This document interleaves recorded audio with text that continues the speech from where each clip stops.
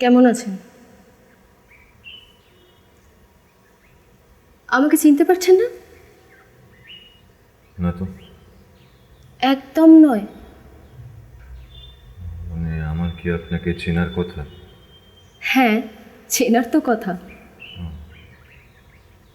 তাহলে চিনতে পারছি না কেন? মানুষ কিছু ভুলে যেতে চাইলে সে তার মস্তিষ্ক থেকে সেই স্মৃতি মুছে ফেলতে পারে, সেই জন্য বোধহয়। না না, আমি যদি আপনাকে চিনতামই তাহলে ভুলতে চাইবো কেন? মানে আপনাকে ভুলতে চাইবার কি কোনো বিশেষ কারণ আছে? হয়তো আছে। আসলে জানেন, আমার এখন মেমোরিটা একটু প্রবলেম হচ্ছে, লস অফ মেমোরিতে ভুগছি। আর ওই ডাক্তারও বলছিলেন যে ইট ওয়াজ বিকজ অফ আ শক। ওই কম্পিউটারে যেরকম ভাইরাস অ্যাটাকে হয় না, এই মেমোরি ধ্বংস হয়ে যায়। আমার মেমোরিওগুলো বোধহয় সেইভাবে কিছু একটা হয়েছে আর কি। আপনি একটু বলুন, বললে হয়তো আমি আমার এই পুরনো হারিয়ে যাওয়া স্মৃতিগুলোকে আবার ফিরে পাওয়ার চেষ্টা করতে পারি। ইনফ্যাক্ট এখন এই বারান্দাটায় বসে আমি সারাক্ষণ সেই চেষ্টাটাই করে যাই। কি আপনি দাঁড়িয়ে আছেন? আপনি বসুন বসুন হ্যাঁ, ঠিক আছে। বসুন।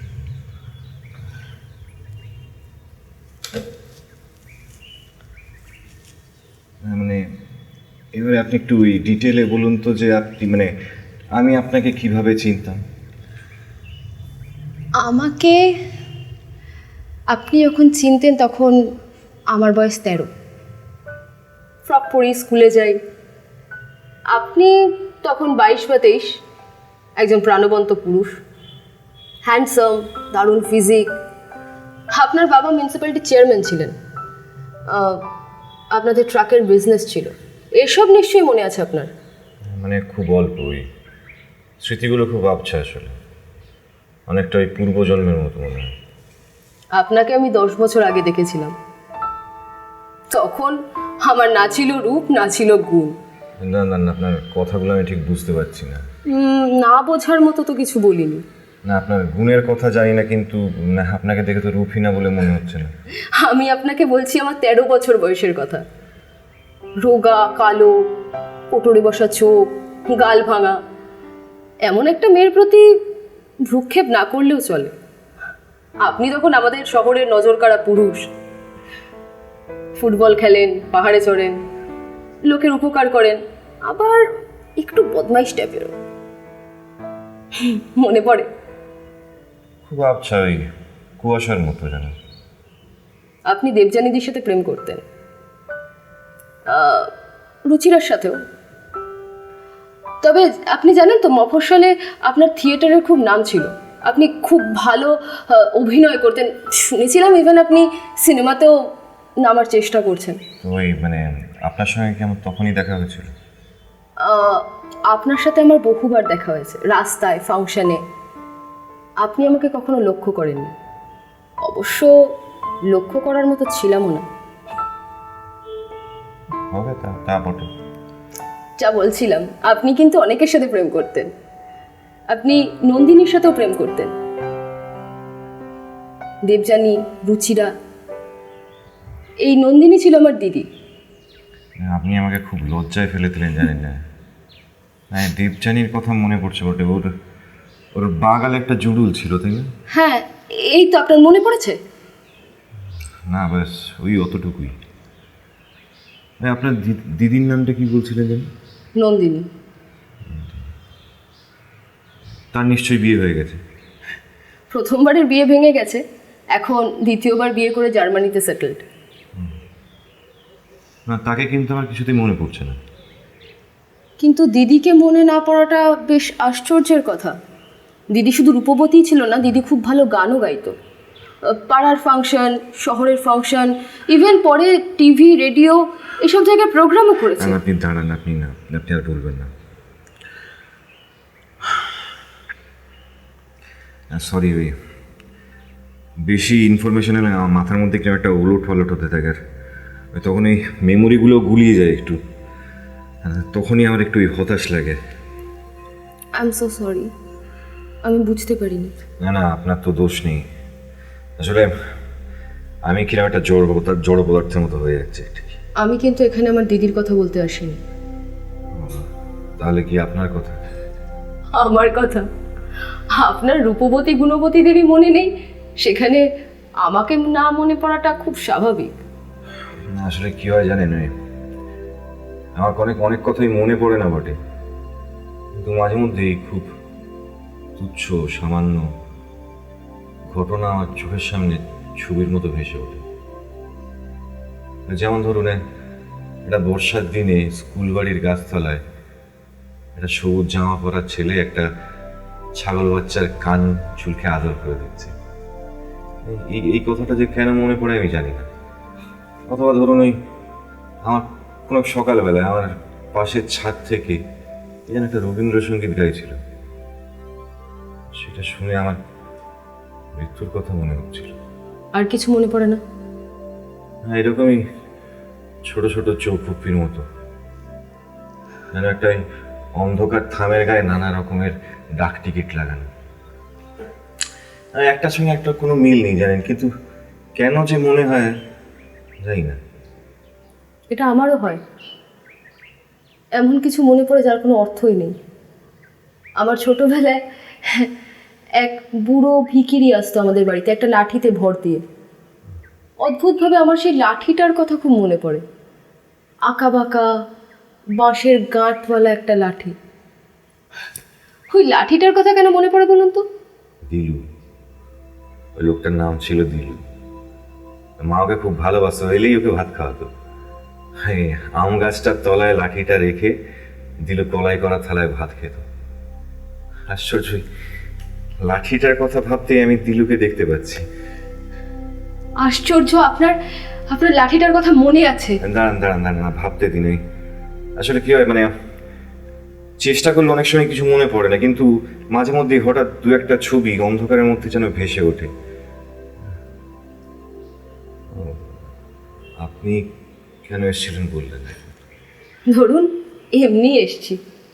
এক সময় আপনি তো খানিকটা হলেও আমার হিরো ছিলেন। ধরুন, সেই হিরোর সাথেই দেখা করতে এসছি। ভালো করেছেন। আসলে আজকাল তো খুব একটা কেউ আসে না, এই বারান্দাটায় বসে স্মৃতিগুলো হাতড়ে বেড়ে। কি হলো, আপনি হাসছেন কেন? না, ভাবছিলাম আপনার ডিমেনশিয়া হয়েছে বলে আপনার বাবা আজ তো বাড়িটাই কিনে ফেললেন আপনার জন্য, অথচ আমাদের মতো গরিবদের এর থেকেও শক্ত কিছু হলেও কিছু করার থাকে না। ডিমেনশিয়া, রোগটার নাম ডিমেনশিয়া, তাই না? ডিমেনশিয়া। আচ্ছা, আপনি কি এখানে কাছাকাছি থাকেন কোথাও? হ্যাঁ, কাছেই থাকি। ওই মাস কয়েক হলো কলেজটায় জয়েন করেছি। আচ্ছা, সত্যি কি আপনি আমাকে চিনতে পারছেন না? না, চিনতে পারছি না, অথচ চেষ্টা করছি আমি। আসলে কি হয়, আমি আমার ইমিডিয়েট পাস্টটা বেশ মনে করতে পারি, কিন্তু তার বেশি গেলেই এরকম ঘন মেঘের মতো হয়ে গেছে। আমি আপনাকে 10 বছর আগে চিনতাম, তাই না? আপনি খুব ভালো ব্যাডমিন্টন খেলতেন, আপনার মনে আছে এটা? কেন হবে হয়তো, না খেলাটা ভালো না। কেন, ব্যাডমিন্টন কি করলো? শাটলকক কি দিয়ে তৈরি হয় জানেন? পাখির পালক। এত পালক ওরা পায় কোথায়? হ্যাঁ, আচ্ছা, ওরা কি পাখির পালকগুলো, পাখিগুলোকে মেরে পালক উপড়ে নেয়? না, আপনি হাসছেন কেন? না, আপনার কথা একটা পুরনো ঘটনা মনে পড়ে গেল তাই। আপনার মা বাড়িতে মুরগি ঢুকতে দিতেন না রান্নাঘরে, তাই আপনি বন্ধুদের নিয়ে পিছনের উঠোনে মুরগি মেরে কেটে রান্না করে খেতেন, আপনার মনে আছে? সেই সব কথা মনে পড়লে আমার ভেতরটা শিউরে ওঠে আজকাল। আমি মাছ মাংস আজকাল কিছু খাই না। কেন, বৈরাগ্য এলো বুঝি? ব্যঙ্গ করছেন? না না, বৈরাগ্য না, বোধহয় সহনশীলতা। মানে আমি আমি বোধহয় দিনকে দিন জড় পদার্থের মতো হয়ে যাচ্ছে। কেন এসব বলছেন কেন? এই তো এই কদিন আগেই আমার ডান পায়ের বুড়ো আঙুলে একটা কাঁকড়া বিছে কামড়েছিল। এই কি অসহ্য যন্ত্রণা, তখন মনে হচ্ছিল হার্ট অ্যাটাক হয়ে যাবে যেন। সর্বনাশ, এই কাঁকড়া বিছের হুলে কিন্তু মারাত্মক বিষ থাকে, ডাক্তার ইঞ্জেকশন দিয়েছিল? না না না, ডাক্তার ফাক্তার না, ডাক্তার না, ওই আমাদের এখানে কাজের লোক যে থাকে, ও একটা লোককে ডেকে নিয়ে এলো। লোকটা লম্বা মতো দাঁড়িয়ে ফাড়িয়ে আছে, ও আমাকে বাথরুমে নিয়ে গিয়ে মাথায় মগের পর মগ ঠান্ডা জল ঢালতে শুরু করলো। সঙ্গে সঙ্গে ওই বিড়বিড় করে কি একটা মন্ত্র পড়ছিল, আর আসলে ব্যাপার ওই জল ঢালতে ঢালতে আমার সর্বাঙ্গ হঠাৎ কি যেন কাঁপুনি ধরে গিয়ে যাচ্ছিল। আর আশ্চর্যের বিষয়, ব্যথাটাও কিন্তু কমে গেল তখন। তার মানে আপনি আজকাল এইসব ঝাড়ফুঁকেও বিশ্বাস করতে শুরু করেছেন? আপনার কি নিজের উপর বিশ্বাসটা একেবারে চলে গেছে? না না না, ব্যথাটা কমে গেল তো তারপর। আপনি ওই লোকটার অলৌকিক ক্ষমতাকে খুব জোর দিয়ে বিশ্বাস করেছিলেন, তাই আপনার ব্যথাটা কমে গেল। আর তাছাড়া এই সমস্ত বুজরুকরা অনেক কিছু করতে পারে। ও হয়তো আপনাকে হিপনোটাইজ করেছিল। আপনি হিপনোটাইজ করতে পারেন? না, পারি না। হ্যাঁ, এটা বড্ড অবান্তর প্রশ্ন। না না, অবান্তর না, অবান্তর প্রশ্ন না। আমার তো মনে হয় আমার বাকি জীবনটা আমাকে কেউ যদি হিপনোটাইজ করে কাটিয়ে দিত তাহলে ভালো হতো। তার মানে আপনি বাস্তব থেকে পালাতে চাইছেন? কিন্তু আপনি তো পালানোর মতো মানুষ ছিলেন না। আপনার মনে পড়ে ওই হসপিটাল মোড়ে চণ্ডীতলার গুন্ডাদের সাথে বাবুপাড়ার ছেলেদের প্রচন্ড মারামারি, মুড়ি মুড়কির মতো বোমা গুলি, অথচ পুলিশ যাচ্ছে না, কেউ সাহস পাচ্ছে না। আপনি দুম করে আপনার বাইক নিয়ে সোজা চলে গেলেন। আপনি খুব পপুলার ছিলেন, সেই জন্য বোধহয় আপনার কথায় সবাই চুপ করেও গেল। তখন এটা নিয়ে খুব চর্চাও হতো, তখন লোকের মুখে মুখে আপনার নাম। আপনার এসব মনে নেই? না, কিছুই মনে পড়ছে না। তবে এই ঘটনাটা শুনে আমার মনে হলো আমি বোধহয় খুব একটা খারাপ লোক ছিলাম না। আমি তো আপনাকে খারাপ বলিনি। না না, আপনি একটু আগে বলছিলেন না যে ওই আমি নাকি বদমাইশ টাইপের ছিলাম। তো না, একটা লোক একসাথে ভালো আর খারাপ কী করে হতে পারে বলুন? আপনার বদমাইশি ছিল মেয়েদের জন্য। আপনি ওটাকে বদমাইশি না বলে দুষ্টুমিও বলতে পারেন। আপনি মেয়েদের ব্যাপারে বরাবরই বড্ড অ্যাগ্রেসিভ ছিলেন। না মানে, আপনি কিন্তু আমায় মুশকিলে ফেললেন এবার। আপনি আমাকে কম মুশকিলে ফেলেছেন? আমি তো আপনাকে ঠিকভাবে ধরতেই পারতাম না। এক এক সময় মনে হতো খুব ভালো, ডাকাবুকো টাইপের, আর এক এক সময় মনে হতো খুব বাজি, খুব দুষ্টু। আপনি বড্ড অদ্ভুত ছিলেন জানেন। সেই জন্যই বোধহয় আমার কিশোরী বয়সে আপনাকে নিয়ে মনে মনে এত জ্বালাতন হতাম। না মানে, আমাকে নিয়ে আপনার প্রবলেমটা ঠিক কী ছিল? প্রবলেম? অনেক সময় আমরা অজান্তেই একে অন্যের প্রবলেম হয়ে যায়। আর তাছাড়া আমার তো একটা ধারণা ছিল যে একসময় দিদির সাথে আপনার বিয়ে হবে, আমি আপনাকে জামাইবাবু বলে ডাকবো। হ্যাঁ, আপনি বলছিলেন বটে ওই আপনার দিদি ভালো গান গাইতেন। হ্যাঁ, তবে গান বলতে আমার একটা মেঘলা দিনের কথা মনে পড়ে যায়, বলবো? হ্যাঁ বলুন না, বলুন। ওই আসলে আপনার সঙ্গে কথা বলতে আমার বেশ ভালোই লাগছে। আমার মনে কত ছোট ছোট ঘটনা আপনার মনে আছে। আপনি আমাকে সেই পুরনো দিনগুলোতে নিয়ে যাচ্ছেন। না, আপনি বলুন, আপনি ওই একটা মেঘলা বিকেলের কথা বলছিলেন বটে। হ্যাঁ, বিকেল ঠিক নয়, মেঘলা দিন ছিল সেটা। আচ্ছা। সেটা একটা অন্যরকম দিন ছিল জানেন। আমাদের শহরের ওই পলিটিক্যাল লিডার, তিনি খুন হয়ে গেছিলেন। পার্টির ছেলেরা 12 ঘন্টার বন্ধ ডাকলো। কি অদ্ভুত, রাস্তাঘাট শুনশান, একটাও গাড়ি ঘোড়া চলছে না। তার মধ্যে সেদিনই আমার গানের স্কুলের ফাইনাল এক্সাম।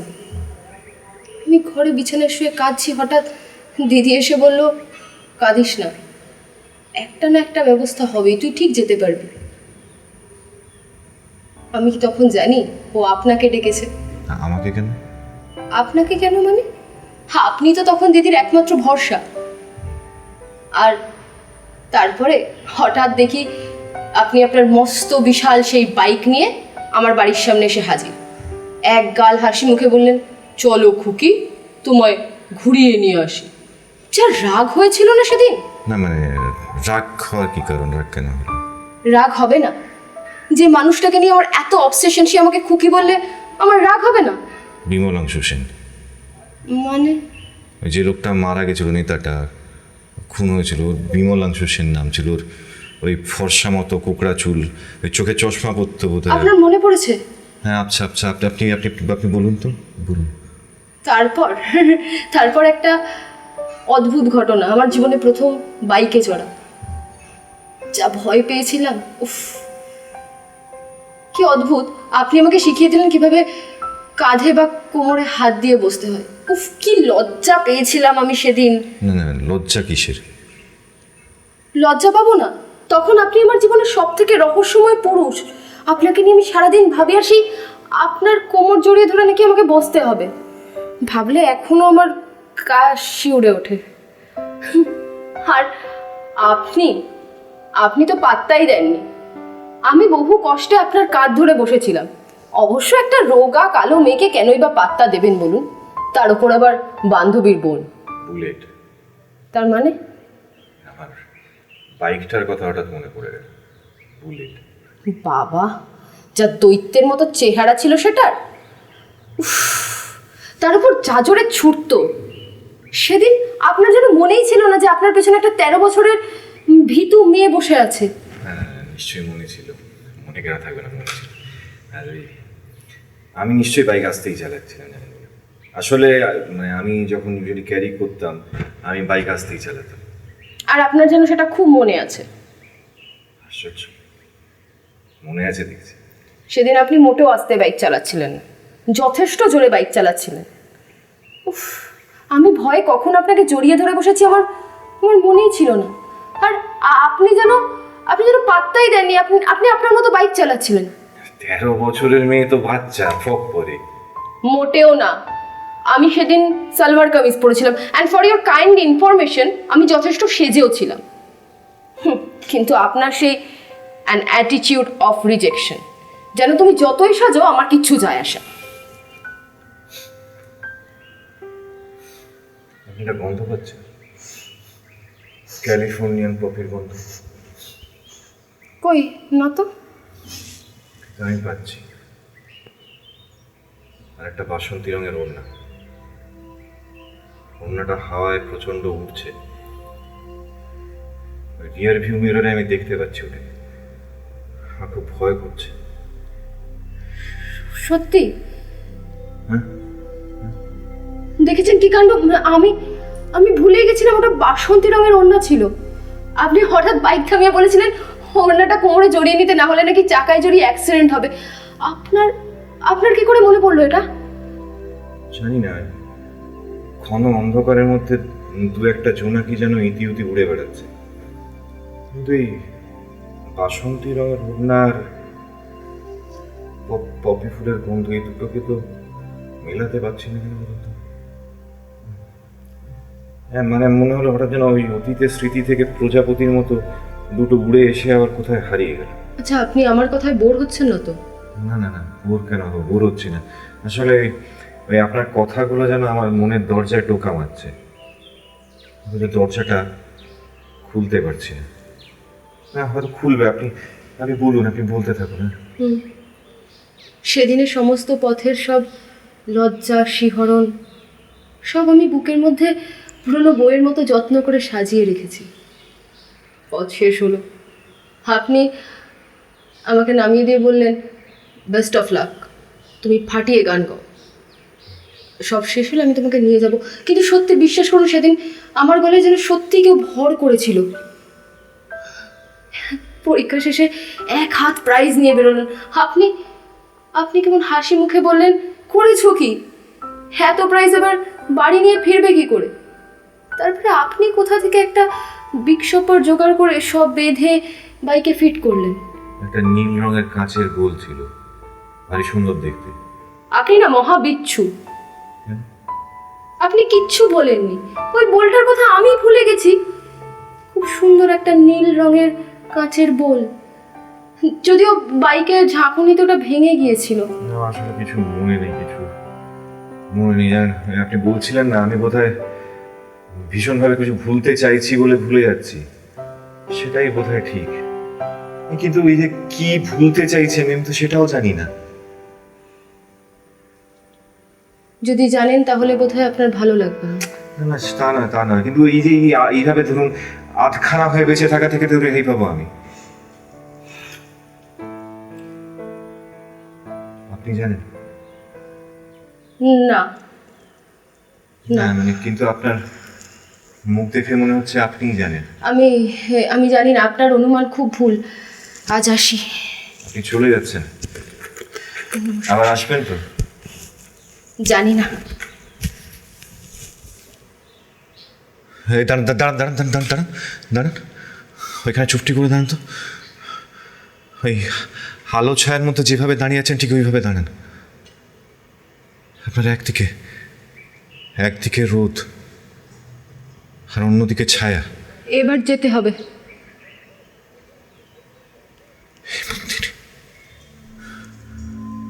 হেমন্তিনী, যাক, মনে পড়লো শেষ পর্যন্ত।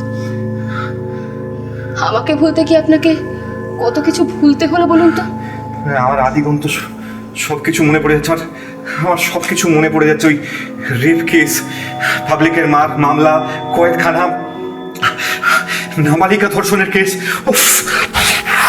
সব ঠিক, সব ঠিক, কিন্তু আপনি বোকা, খুব বোকা। সেদিন যদি আপনি আমার হাতটা জোর করে এসে ধরতে, তাহলে আমি সবাই সামনে বলতে পারতাম এই লোকটা আমাকে রেপ করেনি, আমি জোর করেছিলাম। কেন জোর করেছিল তুই? কেন জোর করেছিল সেদিন? আমি তখন 15 বছরের একটা মেয়ে। সত্য গুটি পোকার থেকে একটা প্রজাপতি বেরিয়ে আসছে, যার থেকে কখনো কেউ ফিরেও তাকায়নি, তার দিকে সবার অবাক চাউনি।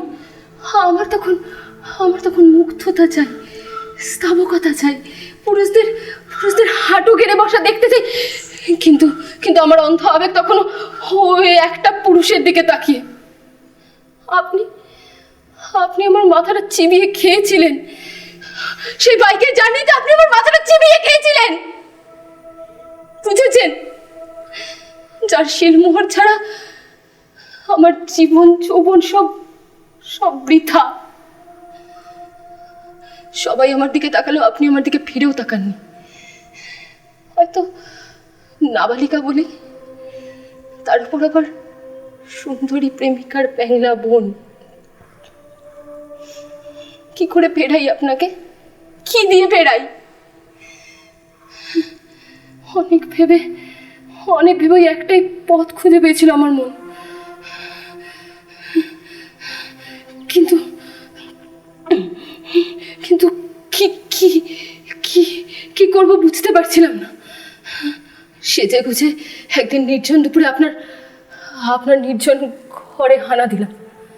আপনি অবাক হয়েছিলেন, আটকানোর চেষ্টাও করেছিলেন, পারেননি, ভেসে গিয়েছিলেন। ভাসিয়ে নিয়ে গেছিলাম আমি। আপনার ওই বাইরের দেওয়ালে রং করা মিস্ত্রিটা, ওই ছেলেটা সবাইকে ডেকে আনলো, এত লোক। তারপর সব পৃথিবীটা কেমন যেন ওলট পালট হয়ে গেল। আমি আপনাকে একটু অন্ধকারের দিকে ঠেলে দিলাম, নিজেও তলিয়ে গেলাম অন্ধকারে।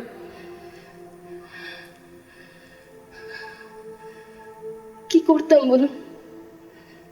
যখনই আমি সত্যি কথাটা বলার চেষ্টা করেছি, আমার মুখ চেপে ধরা হয়েছে। আমার জন্য, শুধু আমার জন্য আপনাকে কত কষ্ট পেতে হলো বলুন তো?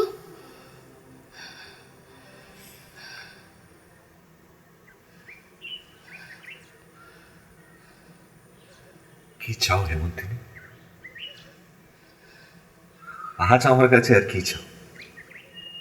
কি ভেবেছিলেন সেদিনের সেই বোবা হেমন্তিনী সারা জীবন চুপ করে থাকবে?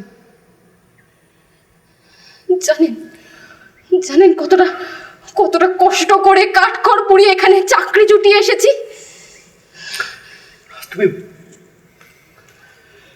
তুমি বরং আমাকে আমার সবকিছু ভুলিয়ে দাও হেমন্তিনী। সবকিছু না জানাই হয়তো ভালো ছিল, অর্ধেক কাঁধখানা হয়েই হয়তো ভালো ছিলাম। অন্তত এত যন্ত্রণা তো সহ্য করতে হতো না।